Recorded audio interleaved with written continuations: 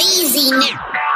Papa got bitch making hits come down. Oh, you make my high come down. Always tripping when you come around. I'ma have to cut you off, like right now. You see, I don't have to drive me. You can say that for your mama. Maybe you should smoke some. Me try the marijuana. I was never you good. The vibe was straight. So you a couple of things and they feeling strange. I treated you right. Everything was a gift from a time to your bag and the color on your lip. Yeah, you Welcome to the Seahawks Man and Man podcast, powered by The Athletic. Shout out to the company. My name is Michael Sean Dugar. I'm here with my co-host, Christopher Kidd. Make sure you follow us both up on the tweet machine. You guys already know where to follow me at. I'm verified and all that good stuff. Chris, talk to him. What is up, everybody? It's your boy, Christopher Kidd. Be sure to follow me on Twitter at CKIDD206 and that's CKID206. All right, we got a special guest with us on the program. We haven't had him on in a while, but I'm really excited to have him back. We have the homie Sam Gold on the line. Sam, what up, man? Nice to see you. Yeah, you too, man. Great to be back on. If you guys, for all our new listeners on the show, Sam was previously a contributor for us at The Athletic, doing great film study stuff, man. He's still doing it on his YouTube channel. Sam, what's the YouTube channel? Shout that out real fast. Samuel Gold NFL. If you just type that into anywhere in the YouTube, I'm sure it'll find me. Oh man, it is great work. Yes. I nerd out on it. I fell in a rabbit hole on it in the middle of the night a couple weeks ago, and that is how I was like, man, we got to get Sam on the show. So I don't know if you knew that, Sam, but yeah, I fell into a deep YouTube rabbit hole before we got you on. But first, congrats, man! You just got your master's from UT Austin, man. Get a little applause in here, man. That is dope. Congrats, it feels sir. good to be done, man. I got all summer to just watch football, chill out, enjoy the Texas weather, and I'm here for it.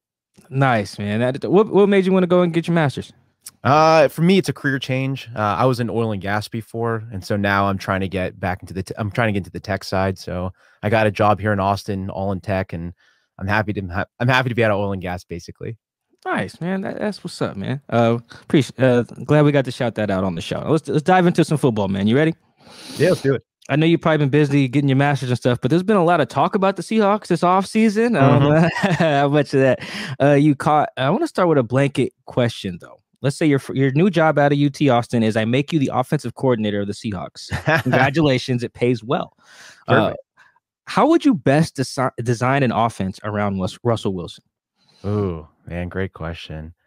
You got to start with the offensive line, which is something we don't really do. I would say you have to start there.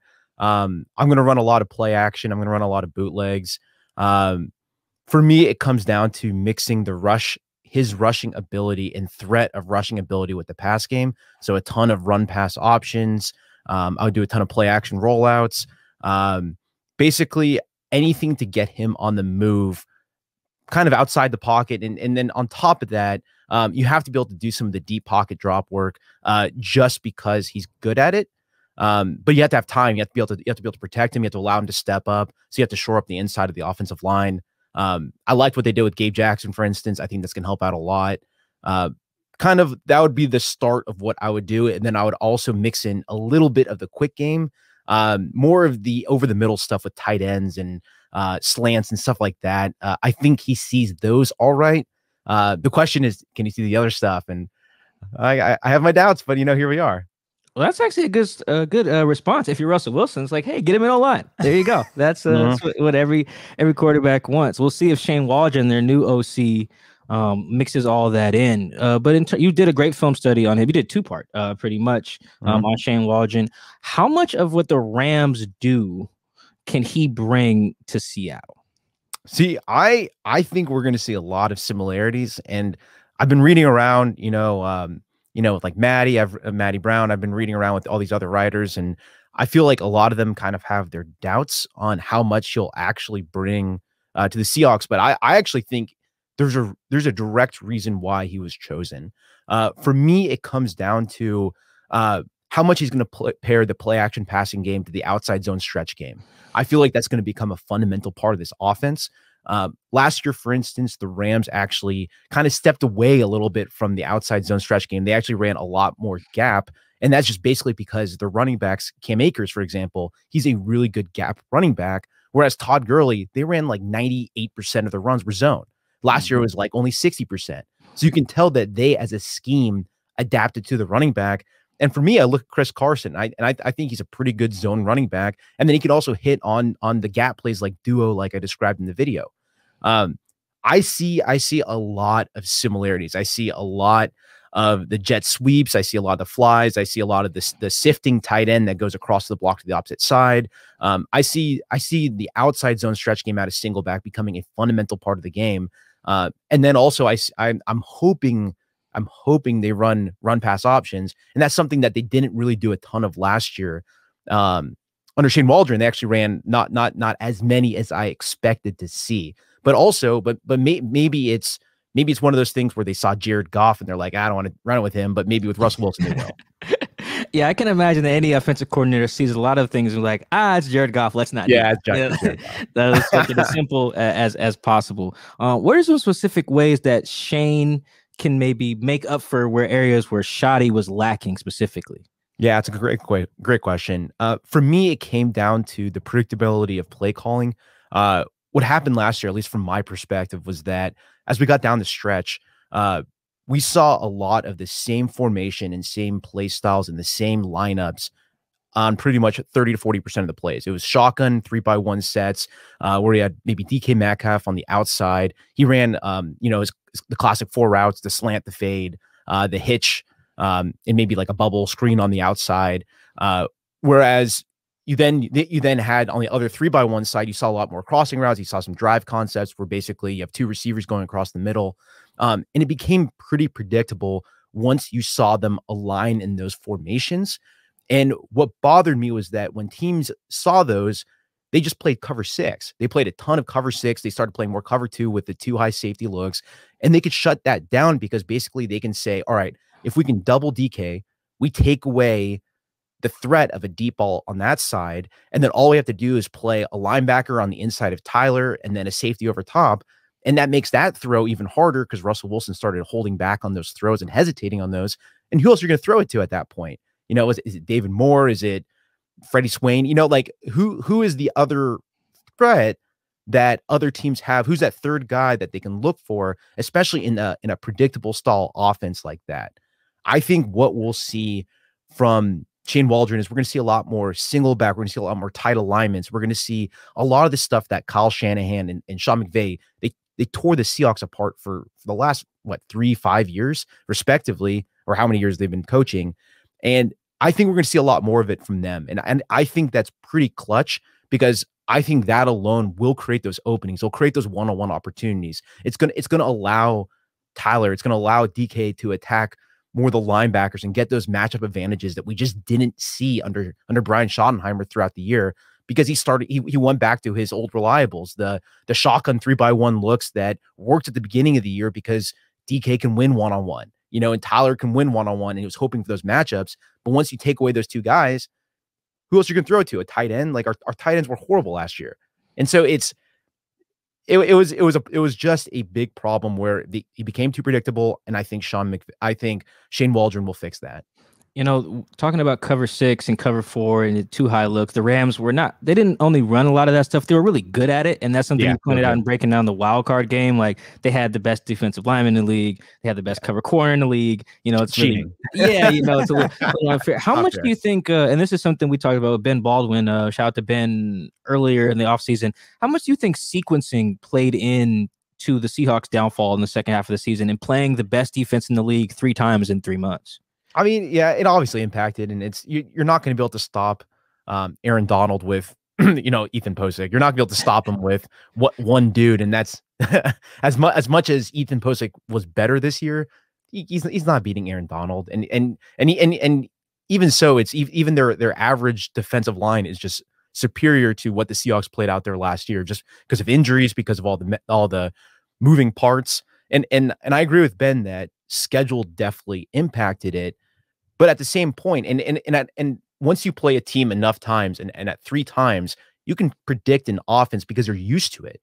The defense has that advantage now because how many more formations, how many more play designs and packages can you really put in? Whereas a defense, your goal is just to be sound. And so once you see something you're professional 3 times and you have so much talent on that defense, that 100% impacts it. So I think I agree with Ben in the level of the sequencing, but on top of that, they were very predictable. And if I can see it, then other people can see it. And that's where it got to me, was that if I'm a simpleton in Texas that looks at this and I can see it, then everyone else can.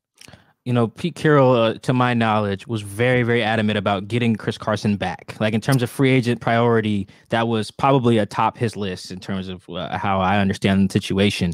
You know, I asked you how you build an offense around Russell Wilson. How do you build a run game? How can Shane and Andy Dickerson build an adequate run game around Chris Carson's skill set? Yeah. So for me, it comes down to simplifying reads, making sure they're not cloudy, and making sure that they're easy. So that comes down to coaching the offensive line to make sure that Chris Carson can see those reads and make the easy cuts, which is something that Shane Waldron did really well with Cam Akers. Isn't even the best zone running back. He's a gap guy. He's much better at gap, and his zone running plays were pretty solid too, just because the reads they created with their offensive line and the transition from first level blocks to second level blocks were very effective.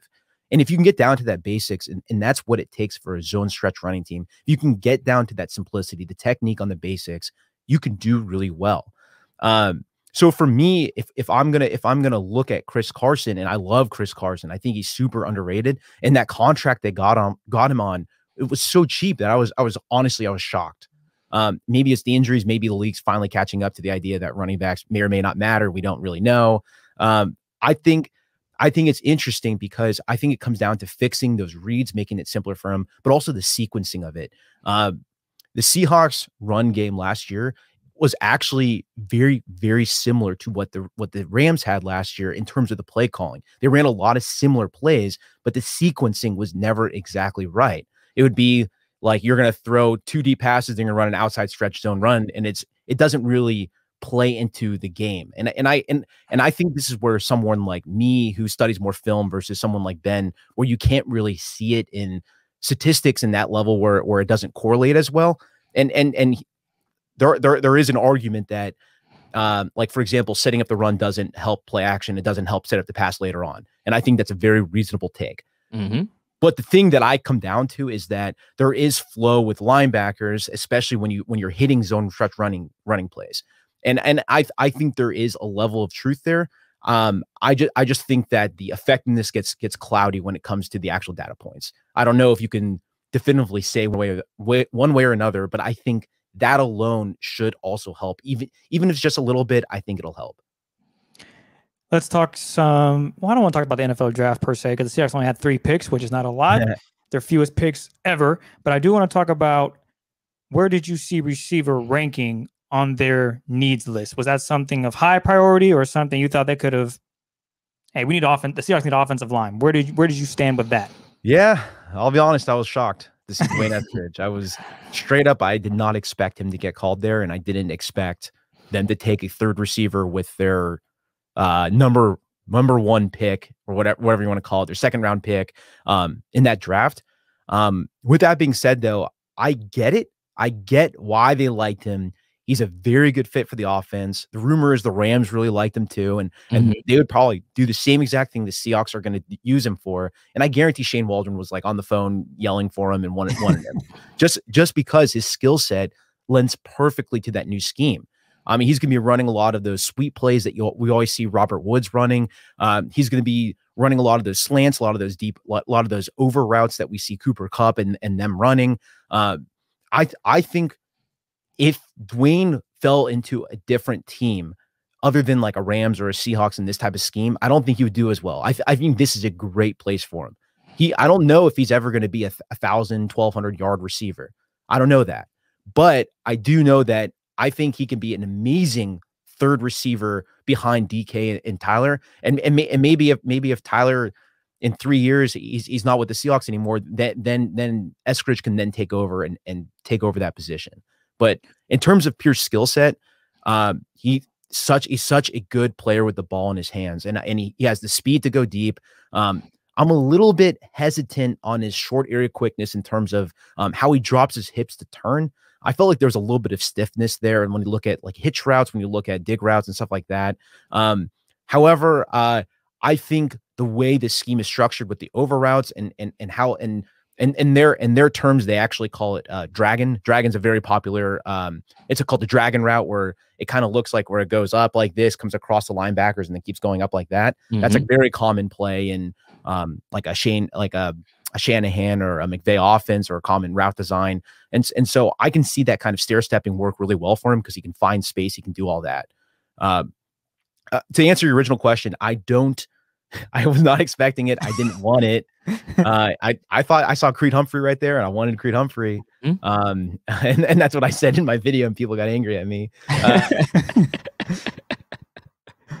But it's I thought they could have been elsewhere, but to me, it's a luxury. But at the end of the day, I'm just happy they took offense. No, I hear you on that. What stood out immediately on the film with Eskridge? Was it his speed? What was like, damn, this dude, like you said, he's going to be a really good fit with the Seahawks. I don't see him fitting anywhere else in this league. Yak ability, 100%. He's going to be fun. He's going to be a lot of fun when you hit him on a screen and he has a little bit of space. He's got this little twitchy move right up the front of his steps against press, which is going to be a lot of fun. I think he can win press against press coverage pretty early in his career, and that's something you can't say for a lot of receivers. What happens with a lot of these teams is that you're playing a lot of those Big 12 offenses or Big 10 offenses that are mainly zone dominant, and they learn how to find space between zones. They learn how to release, to bend those stems, to find space, but not a lot of them play man against man coverage. For some reason, Eskridge is really good against man coverage, and he's got this little like step back kind of swipe like move, and you could see that when he did his one-on-ones at the Senior Bowl. He had a really good one where he did a clean swipe at a guy's arm. He fell to the ground and he was wide open. And I know we're going to say Senior Bowl is a one-on-one, whatever, but that stuff translates. And I guarantee you that, John Schneider, I guarantee Shane Waldron, I guarantee they saw that and we're like, okay, so if he has press beating ability, that means that we don't have to protect him nearly as much as the other players. We can protect Tyler Lockett, for instance, who also can do similar things, but we can protect him, give him better free releases, allow Eskridge and Metcalf to play either flanker and X, allow Tyler Lockett to get in the slot and protect him a little bit, give him more of those releases to get the ball in his hands. And then on top of that, you add someone like Eskridge with the skill set of the yak, with the skill set of having that speed to be able to outrace people underneath. And I think you get a very well-balanced offense on the low, medium, and high levels of the field. DK going high, Lockett finding somewhere in the middle, and then Eskridge somewhere underneath, and not on those like short slant routes or over routes and stuff like that and drags. Sounds like the Seahawks found their Golden Tate part 2, I guess, because Golden Tate is really, he's Mr. Yak, isn't he? Yeah, he's the Yak King. Yak King. Oh, so now that you've mentioned that, what D'Wayne's going to bring to the Seahawks offense, and you said immediately, Yak. I'm sure Seahawks fans are like, yay, because that's something that's been desperately needed with the Seahawks wide receiving unit. But I do want to get to the running game, because at the end of the season, Pete made it clear that we're going back to it, and we're going to do it more effectively. We're going to do it better. And in the long run, these are the set out goals. Based on the improvements with the offensive line and the weapons outside with Eskridge now with folk coming into this action, DK Metcalf and Tyler Lockett, is this team going to be the best rushing attack, sort of what we saw from in 2018 with they led the league in rushing yards? I hope so. I think they'll be better than last year. I'll say that. I think they'll be better than last year. I'm hoping they can return to that. I think objectively having a better run game helps the team. I think we can all agree on that, no matter how much you think about running the ball and stuff like that. I actually, for as much as the crap that I gave Brian Schottenheimer, for as much as the crap other people gave him, I thought his general philosophy of actually using the pass game a large portion of the time to help the run game, I thought that was actually very beneficial to the team. And I thought Russell Wilson can do a lot with that. Again, and I think with my one concern is that they're going to contain Russell. They're going to stop him from allowing him to be creative and allow him to kind of take over in that aspect. That's my one concern about kind of becoming that run dominant team again, and having that be the focus of just running the ball a bunch of times and throwing up the sidelines. And that's something that I really don't want to see. But with that being said, I don't think we'll see it because I think Shane's going to add a level of complexity to this offense and all those over routes, a lot of those drive routes. I think it's going to be fun. I'm cautiously optimistic for this year just because I think this offense really fits what Russell Wilson can do. Well, I don't know. Now I'm kind of scared to ask this because you kind of hinted that. Okay, I'm going to go for it. Are you convinced though that with running the ball effectively, running it more as Pete wants to, that this team, if they do bottle up Russ and don't allow him to throw it as much, because we saw in the Super Bowl what happened. They were throwing the rock around. Of course, when you have a big lead, you want to chew clock and you want to run the football. Sure. Is this formula that Pete's going to institute, going back to his old ways, is this going to allow this team to go further in the postseason and perhaps get to the Super Bowl? It's a good question. I think the answer is that we've seen it work before. Okay. We've seen it work in the past for other teams. Is this the new motto of the future? Is this like the futuristic model that we all really want? It's definitely not. However, we've seen Sean McVay's offense go to the Super Bowl. He lost, but we saw him go there because he didn't adapt. We saw Kyle Shanahan go to the Super Bowl. He lost because of Patrick Mahomes. But again, we've seen them go. That's true.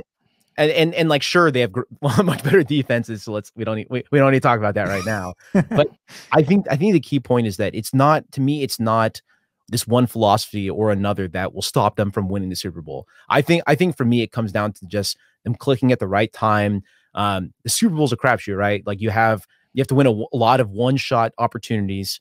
It's like the game theory of it. You have to be lucky and hit, even if it's 50% here, 50% here, 50% the next one. You got to be lucky. It's a run.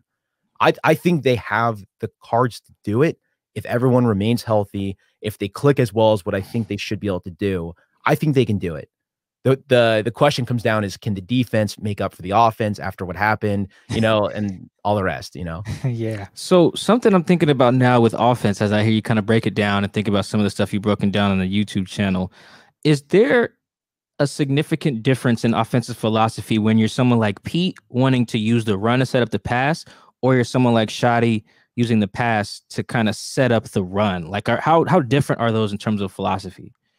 Yeah, man, it's hard to say because at the end of the day, I think a good run balance is like a good pass to run ratio is not 50-50. To me, it's never been 50-50. To me, it's 60-40 or 60 pass, 40 run, or 65 pass, 35 run, something like that. It's a good question on running to set the pass or passing to set the run, because you can do both, right? I think in terms of sequencing, in terms of running plays, I think you can do both. And the one thing that always impressed me about the McVay and the Shanahan offensive scheme in that is that what they do pairs together to make it look like something else. And what they'll do is, for example, is that their gap duo run plays that they run probably 20% of the time. Last year is closer to 40% for the Rams. They have an entire blocking scheme and play action passing game based on that run. So that means that for each of their runs, mid zone and outside zone and duo, for example, that's the bulk of their main runs. They have the corresponding play action passing game and blocking to contribute there. And to me, it comes down to striking that balance in order to create plays. And that may be my like theoretical high level overtake of this. And that's like the obvious statement of the year. But I think there is some truth to that, where balance is crucial, but also you can't be reliant and stubborn on your old ways, which what we've seen in the past for Pete. And we need to adapt early, take a steady lead early, and then run it down. And I'll be happy with that. We had Mike Sando, shout out to Mike. He had him on earlier in this offseason as well. And it's something they talked about Shane could possibly bring is the use of quarterback under center. Something we see with Jared Goff a lot. And now I'm forgetting what the percentages was that Mike gave us. But how do you think that could maybe help Russell, not only as he set up the run game, but in the pass game too, if indeed Shane does have him under center more? Yeah, I think he will have him under center more. You're going to see a lot more single back formations. They also used a good amount of pistol. I was kind of surprised by that. I thought pistol was that thing from like 2012 with RG3, but I saw a lot more pistol than I was expecting when I looked at like Jared Goff and that other quarterback that they have that I can't remember off the top of my head. John Wolford? Is it Wolford? There you go. Wolford. Yeah. I saw Wolford. Is it Wolford or Wolford? Wolford. Yeah, Wolford. Wolford? Does it got an L in it? Let's go with that. Yeah. We'll go for it. Yeah. I saw more pistol than I was expecting. I was like, all right, I guess we're going pistol now. I think we're going to see a lot more under center plays, single back primarily. And I think that feeds into the run game, and I think it feeds into setting up play action. I'm not a fan of running single back, standard drop back without the play action. I just don't see the point. Like straight up, like if you're gonna run out of single back, you better fake the run every single time. I don't care if you're down by 30, you fake the run no matter what. Like it doesn't matter to me. It's not a waste of time. It should be ingrained in your memory that you're going to do it because there's no reason not to. And so something for me, I think we will see more single back. I think that forms a bigger basis to their run game. And if you're going to run a lot more, mid zone to the weak side, if you're going to run a lot more outside zone stretch, it's just easier to run both of those plays out of single back. It's just simpler, easier. I just think it's easier to run the ball out of single back just because you can get the head start and you can actually get some real movement. Shotgun running is always weird to me because I think you're playing the numbers game more than you're playing the angles game.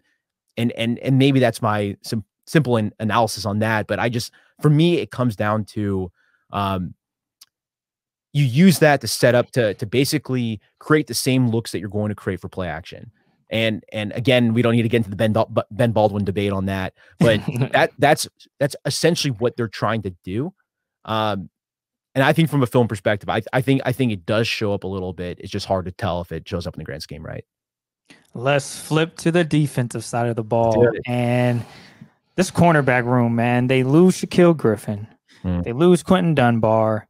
They go out and draft a guy that is Mike's height, but he's a dog, and he's going to go out there and compete in Trey. And you have Trey Flowers. You have Ugo Amadi. Too many Treys. This cornerback room is stacked. And the competition is what Pete's going to love to see. Everyone go out there and compete. We're going to fast forward. Week 1, who are you putting out there as your starting cornerbacks? Great question. Man, as of this exact moment, I think it's Akello Witherspoon, and I feel like I'm butchering his name. And you got it right. Oh, that's right. Yep. And Trey, I think Trey Flowers. I think that's your starting two. Okay. And then I think Trey Brown would come in. I think he would also come in. I'm interested to see DJ Reed. I'm really intrigued by DJ Reed because he actually played really well last year. Yes. And maybe he will take over for that right cornerback spot over Trey Flowers. And I hope you saved yourself. I think you saved yourself because I think you want to put DJ in there. I want to put DJ in there, but for some reason, I think they like Trey. I don't know. Maybe that's just my read on it. I think they like Trey, but I think DJ's better. So I'm hoping it's DJ. Here's what I had. I had Akello on the outside. I don't care either side. I had DJ also on the outside, and then I had Trey on the slot, and then they can interchange with Trey Flowers because he's been there, he's done that. Then you got Marquise Blair who's coming back, who potentially could be fighting for that nickel spot, and you still have Ugo. So that's how I had it. Mike? Oh man, I'm on the spot here. Yep. I don't watch it. Actually, I do watch enough. My thing with Trey Flowers is I feel like they've given up on him a few times already. Like the Quentin Dunbar trade. I mean, and even now going and getting Trey Brown. Like it's very clear. Like we're done with this. Like Trey Flowers thing. That's just not even my personal feel. That's kind of like when the team makes investments in your position, that usually means they're ready to move on from you. That's just simple math, right? So I would probably, but I'm also leery of putting 2 5'9" guys on the outside. Yeah, like that's not gonna do it. We had DJ Reed on the show too, man. DJ Reed, great interview. We have, make sure you guys go check that out with DJ Reed. And I actually think he was probably, him and Shaq, you look at their numbers from 2020, they're pretty comparable, right? Yeah. Like and DJs are a little different just because he played every spot. So he had a pick in the slot, he had a pick at right corner, played left corner in a couple games that they won. So like he played a little bit of everywhere. My issue with that ultimately is like even if you look at Trey Brown's Senior Bowl tape, it's like a corner route that he's like blanketing the dude. I think it's Nico Collins, and he still catches it, right? Because he's bigger than Trey. And you look at the touchdown I think Dan Arnold from Arizona had in week 11 in the back of the end zone on Thursday Night Football. DJ's right there. Why does the tight end catch it? He's bigger than him, right? Like eventually that comes into play. Like even if you're right there, if the dude just, you know, if it's Mike Evans, you know, or somebody over you, or who else they play this year? Devontae Adams, AJ Brown, like they play some dudes, like, you know, yeah, you know, so I'm a little leery. I was hoping Dunbar would be that guy that can play the taller dude. Man, he's never healthy, was he? No. Well, I think there was a couple things with Dunbar is that he's mentioned some of this too. Got the armed robbery case, you know, which that'll mess up anybody's head, right? You know, that's just a lot to deal with.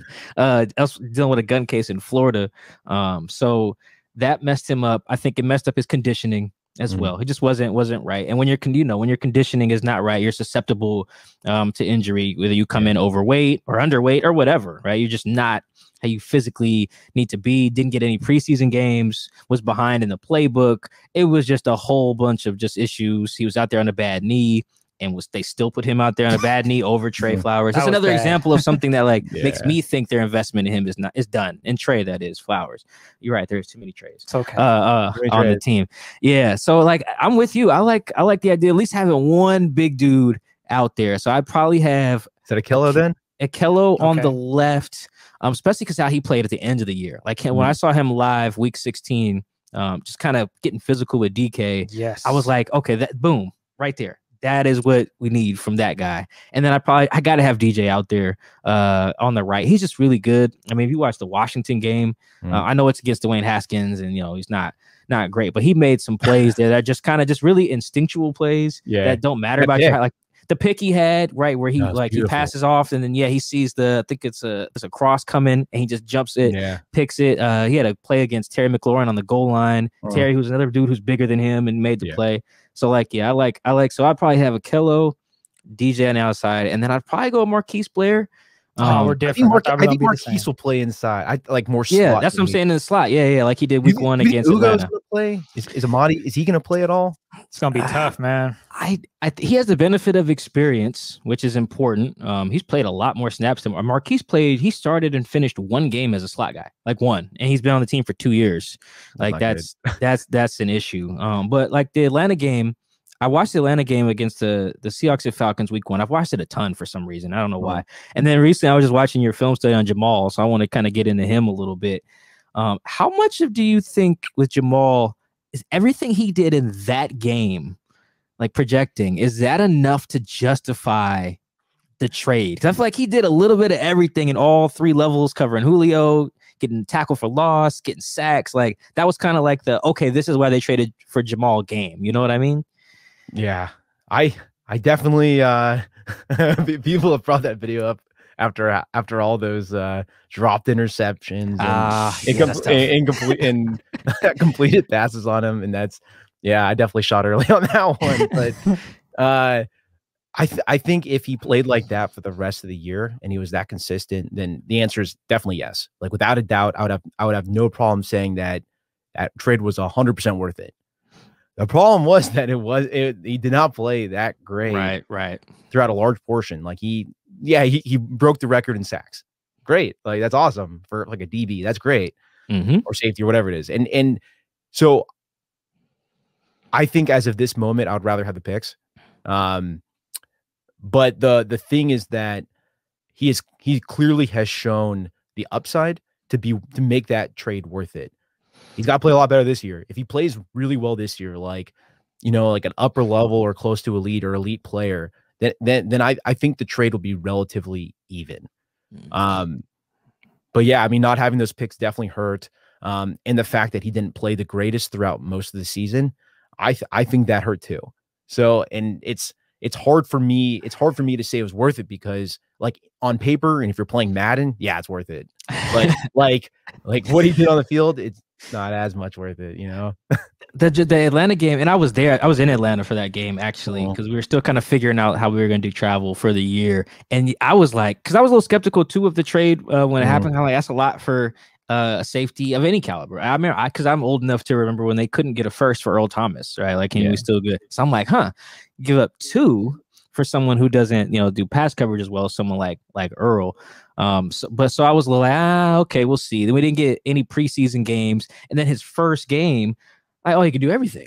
I'm with you. As you, I'm probably seeing the same stuff you saw in the film. Say like, oh, okay, this guy can do a little bit of everything. But I've become basically the Jamal Adams apologist on this show, which I'm fine. I'm cool with doing that, because Jamal revealed later, I think it was in a Instagram live with someone, that he hurt his elbow in that game and then was just kind of not the same. And he pulls his groin a couple weeks later against Dallas, gets his shoulder crushed by Gerald Everett, breaks some fingers along the way. Like, he had a bad he was injured a lot. Yeah, he had a bad season. So I'm kind of willing to, and I'm curious if you are as well, kind of give Jamal a little bit of the benefit of the doubt, because basically what he's submitting to us is healthy me is the Falcons game.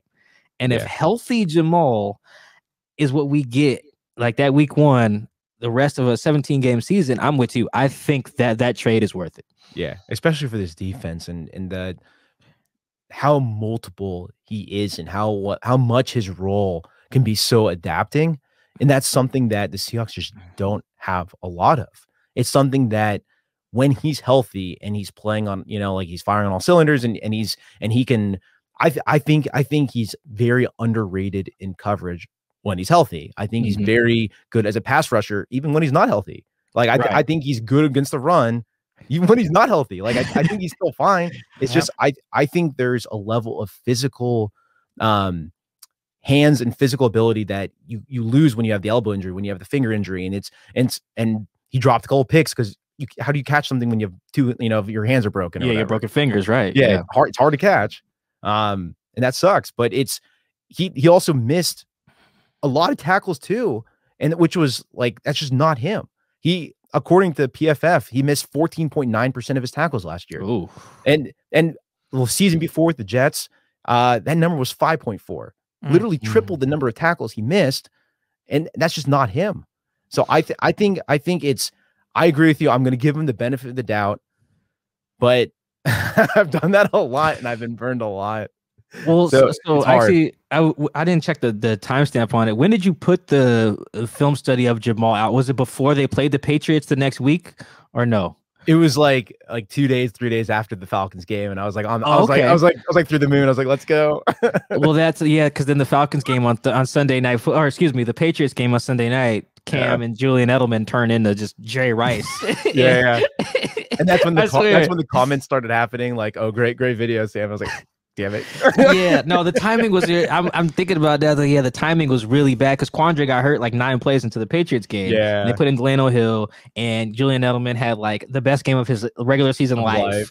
Yeah, like it was a lot. So like, hey, we're trying to get Jamal on the show too. That's not why I'm the Jamal Adams apologist. I want to make that very clear. I do think that like. One last thing on Jamal, like he talked about him missing tackles. A perfect example is in the game he gets his shoulder crushed by Gerald Everett, another game I was at. Yeah. He comes back in and you see him not be able to tackle Malcolm Brown, I think, on the goal line. Yeah. And just like, it's the play he'll make. If your shoulder's falling off, it's one of those. You're not going to lean with your shoulder that's been blown up. Right, exactly. Especially with Seahawk tackling, they take the head out and use their shoulders. Was like, coach, if my shoulder's falling off, then you can question whether he should be out there at that point. But again, if we're just assessing his performance, I get benefit of the doubt. Same thing with that deep ball he gave up to Cooper Kupp in the wild card game. Yeah. I think he makes the play on that with at least 9 healthy fingers, at least 9. And 9+. And 9.5. I give 9.5 healthy fingers and a healthy shoulder. That's just me. That's my Jamal apologist. That's my last thing on Jamal. No, you're good. I do want to go to DK Metcalf because the past 2 seasons he's been pretty damn incredible, and I've enjoyed watching him. But there are people out there that think he's still not a good route runner, although he still needs to work on his hands. But he needs to just go kick it with Larry Fitzgerald for a few weeks, and I think he'll be fine. But for those out there, the doubters that say he's still not a good route runner and he just does a few routes, what do you say to that, Sam? I think that's crap. I think straight up, you can't put up almost 1,400 yards, like including the wild card game, and be a bad route runner. It's not physically possible. Like there is so much double coverage gone his way. There's so many times where he has to win one-on-one, has to go up for it. There's so many of those times where he has to make the play to keep this offense on the field, and he did. And that's something that he did so consistently throughout the first half of the season. And then you get the people that are like, oh, what happened in the second half of the season? Because everyone's a fantasy football fan, and they're like, oh, he robbed me of a playoffs or whatever. It's because he's doubled. Like it's exactly what I said before. They doubled him literally for the second half of the season with cover 6. And when your play calling's crap, you're not doing anything. So and the fact that he still got 40, 50, 60 yards in a lot of those games, that's a testament. That to me, that's a huge plus to his abilities. And I don't know. I think the only thing that I will ever say negative about DK drops. That's the only thing I'm ever going to say about DK is, man, he has to stop dropping it. And I think if he fixes that, I have no problem with what he does as a route runner. 0 problems at all. I think. What are you? Go ahead. I think one thing he can improve on in terms of route running is that his play style, and he has improved on this, is he pretends to be a sprinter and a speed guy as opposed to being a physically dominant player in terms of using his hands to create separation. I don't think he is as natural at that as what you would expect for a dude of his size. Like, I expected him to use his hands to box out. I expected him to use his hands to do more swipe moves and to fight off. Like DeAndre Hopkins. Yeah, more that classic, I'm gonna like fight you in the street type of play style. That's not him. He's a sprinter. Yep. And yeah, he's incredibly fast, as we saw when he actually did go sprinting, but it's to play in the NFL, you have to use that physical ability, more of it. And I think he can still improve at that, which is crazy to me that I even have to say that, because given his body style, like body size and what he can do with his hands, or what he should be able to do with his hands, this should be a no-brainer. So I think once he mentally wraps his head around that fully, and I think we'll see more of that this year, I think that'll be a +1 to any route running comment you'll ever get. What are you expecting from him in 2021? What you got? Give me a hot take. Something crazy. I got over 1,300 yards in the regular season, and probably another 10 touchdowns. That's a good year. It's another good year. I think it's gonna be a great year. I think it'll be a great year. Yeah, another guy, when you said the physicality part, I was thinking guys like Des Bryant. Des was great at that. Yeah, Des was just like, I'm gonna kick your ass here on this particular play. Like I like to see that too, and a lot more just going up and getting it. Anquan Bolden way. Bolden. That's probably a better example is Anquan. Yeah, the classic fighters, not the sprinters. Yeah, and I think the Minnesota play where he catches the 4th down, not for the win, but to extend the drive, I think is a really good illustration of where you can see some growth. Is that he goes up and catches that ball, but he goes up and still catches it with his chest. Yeah, like he kind of like cuffs it in his chest, like a breadbasket type of catch. And it's like, well, hey man, if that dude, I think it's Dantzler maybe is the corner on that play. Yeah. If he doesn't just forget how to play coverage, he probably goes up and breaks that up. Yeah, you got to catch it at its highest point. But I mean, it's kind of nitpicky because, like you said, like he can not do all that and still have 1,300 yards next year and still be outstanding. I'll pivot to one more receiver question real quick. So we haven't talked about Tyler Lockett a ton. He's kind of been like not talked about at all this offseason, but he did get an extension, pretty healthy one, locking him up into his 30s for sure. How do you view that Lockett extension? Also in the context of drafting D'Wayne all in the same offseason. Yeah, I loved it. It was one of those moves that I was shocked it didn't happen sooner, honestly, sooner to the offseason. Because from like a cap space standpoint, you're going to keep him. You can get a pretty, like, even if it's an expensive deal, it's still reasonable for what he offers and how much of the offense actually goes through him. I think I really liked it because it opened up cap space, which is something that they obviously needed during this offseason. So I expected it earlier, actually. So when I saw it actually happen and what he got, I was very happy. I was very happy with it. I hope he was injured this year, if my recollection, like he seemed like he was always dinged up this year. I don't know if he missed any games, but I remember him just being a little bit not 100%, and he's still at over 1,000 yards.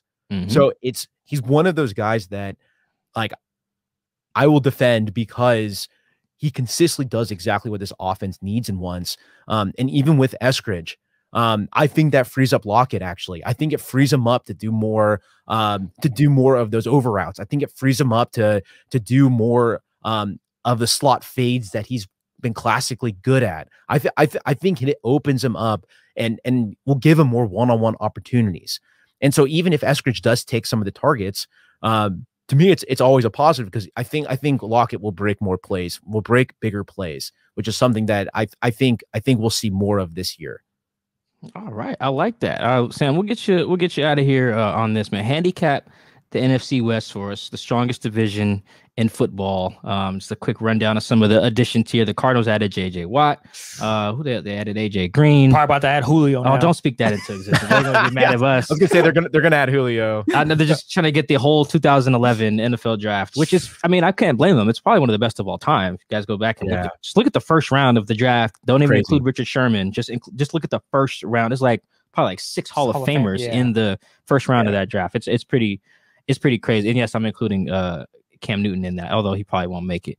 But so we got that's Arizona's additions there. We got the Rams obviously adding Matt Stafford, losing their defensive coordinator, which I think is more important than people realize, losing some DBs as well. And the Niners probably making the biggest move in potentially switching quarterbacks with Trey Lance, Jimmy G, whatever the hell they're doing over there. Where do the Seahawks fit in all this? Give us kind of way too early kind of outlook on how the NFC West will shake up by January of 2022. Whew.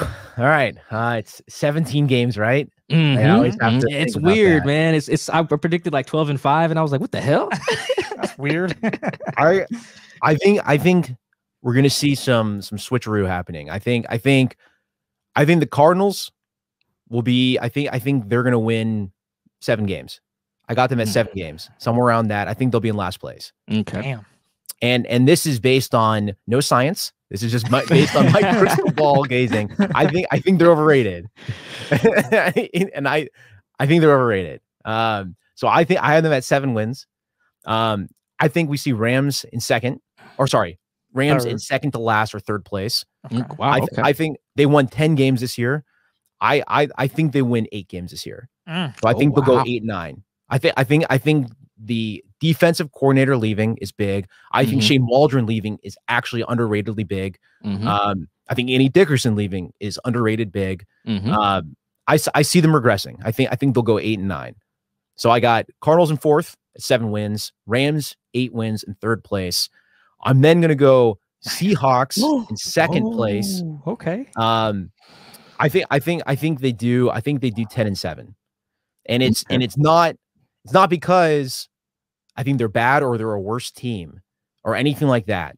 I think it just comes down to their schedule, and I think it comes down to just, I think other teams will be so much better this year, and they won't luck out a bunch of games like they did last year. I think the statistical games of them winning by less than 7 points or whatever, I don't think that'll go in their favor as much. I've been doing. I could be wrong. I was wrong last year.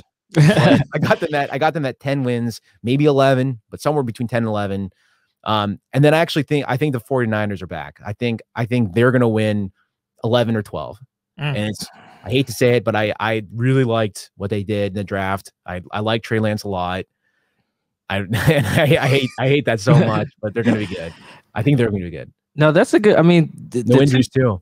The thing about the Arizona is I think you said they're overrated. I think people are rating them high just because we know the names of the people on the team. Yeah. And not necessarily like what AJ Green do people think Arizona's getting? You know, that's like a legitimate question. I think what JJ Watt do people think Arizona? It's all the randos on the team that are going to hold them back. I don't like all the guys we don't know about. I think that will be them. It's not the elite players. It's the other guys.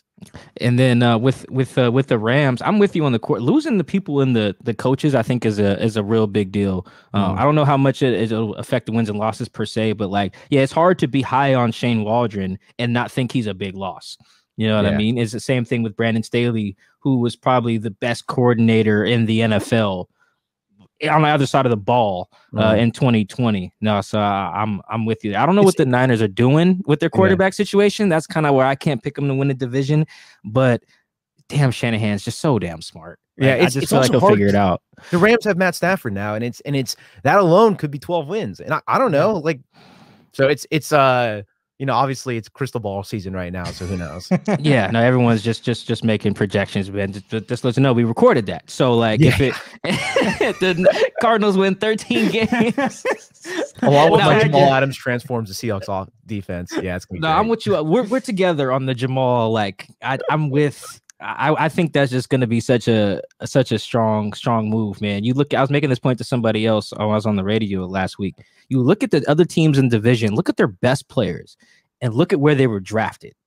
Right. I think that's really important there. Like, look where go through the whole division. Where their best players drafted. They're all first round picks. Yeah. For the most part. Like you look at the top 3 players on every team in the division. I think they're all first round picks.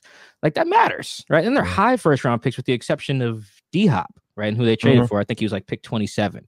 Yeah. Like you need high picks, generally speaking, to form a good roster and get like superstars. Like every once in a while you'll hit like a Devontae Adams or a Bobby Wagner in the second round.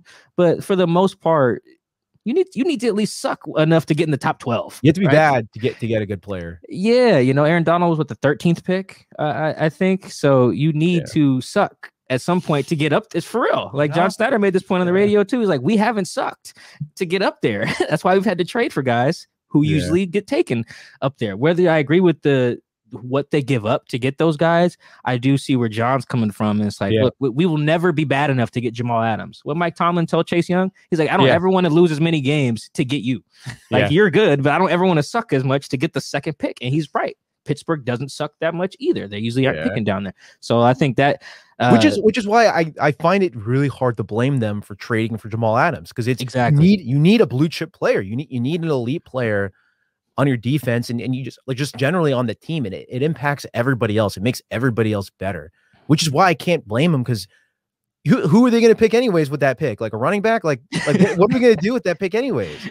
So it's I don't necessarily blame them, and maybe that's a defeatist attitude, but I feel like Jamal Adams is good enough that he's worth those picks. The question is, can he remain healthy to do it? And I think generally speaking, he is. Yeah, no, that's a good, like, even if they were going to trade back with the first round pick, whoever they take is probably not Jamal. Yeah. Maybe you hit on a 4th rounder who becomes like serviceable or something, like you get a Will Disley in the 4th round or something like that, which is a good use of a solid player. Pick. Exactly. Yeah, but it's not Jamal. It's just there's levels to this. It's just not like we can get to the price point stuff and all that. But like I said, we're gonna close you out on that, Sam, man. We appreciate your insights, man. That's Samuel Gold. Brilliant with the film study stuff, man. You can be careful when you go click on Sam's YouTube channel, because you need to have time on your hands. That's all I'm saying. Like, don't just go on your lunch break, I'm gonna just peep. No, man, you're gonna end up watching like 4 videos. Next thing you know, you're like watching a Melvin Ingram breakdown from like 2018. So just be careful, but it's great stuff, man. Thank you, Sam, so much for jumping on with us, man. Of course, thank you for having me. Oh, man, thank you guys for tuning into Seahawks Man to Man podcast. Again, that's Samuel Gold. Please go check out his YouTube channel. Please go follow me at Mike Dugar on Twitter. Go follow Chris at CKid206. We'll catch you guys next time. On that note, we're out.